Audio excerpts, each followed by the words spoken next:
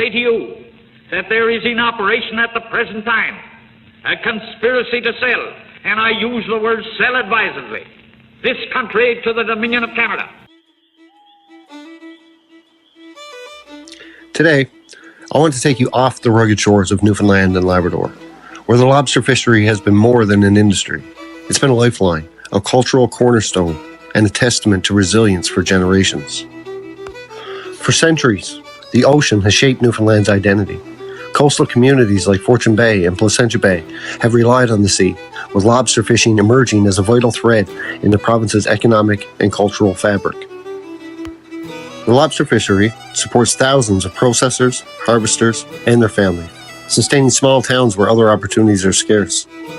In 2022, Newfoundland's lobster landings reached 6,000 tons, generating approximately $105 million in landed value. This revenue ripples through communities, funding schools, local businesses, and infrastructure, while keeping traditions alive.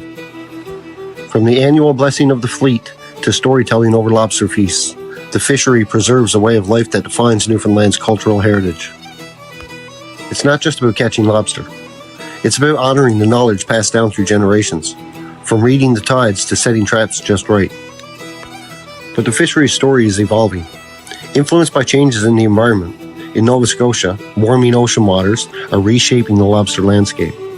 The Scotian Shelf, a key lobster ground, has seen rising sea temperatures, with bottom temperatures climbing above the 6.8 degree average in recent years.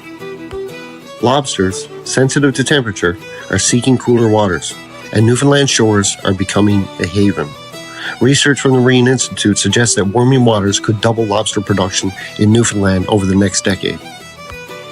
With areas like St. George's Bay showing densities comparable to the Maritimes, this northward shift, driven by temperatures increasingly staying between 12 and 18 degrees Celsius, ideal for larval survival, offers a potential boom for Newfoundland's fishery at a critical time. However, just as this opportunity emerges, a new threat looms: offshore wind turbines. Proposed wind energy products near lobster habitats could devastate the fishery.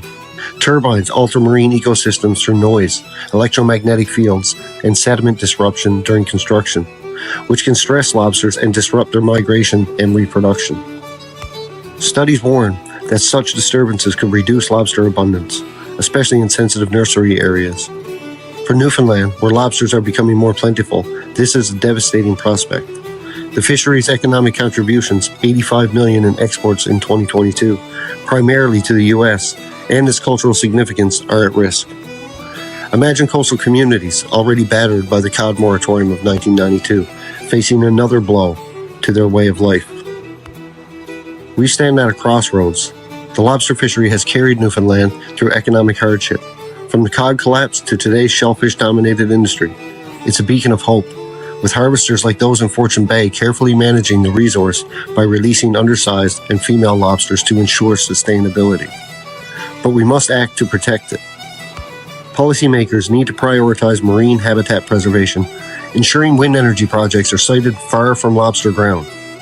We can't let short-term energy goals undermine a fishery that sustained communities for generations and is poised for growth. The lobster fishery is more than an industry. It's the heartbeat of Newfoundland's coastal communities. It's the pride in a trap hauled at dawn, the stories shared over a cracked claw, and the promise of a sustainable future.